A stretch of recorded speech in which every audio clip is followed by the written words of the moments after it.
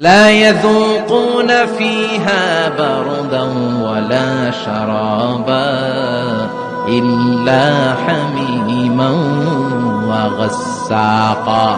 জান্নাত জাহান্নামে কোনো আরাম নাই, স্বস্তির কোনো জায়গা নাই, খাবারের কিছু নাই, শুধু থাকবে হামিম আর গাসসাক।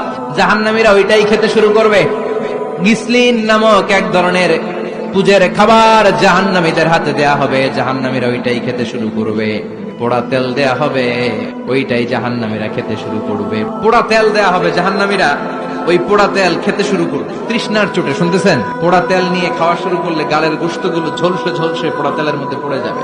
তৃষ্ণার চোটে ওইটাই খাওয়া শুরু করে দেবে।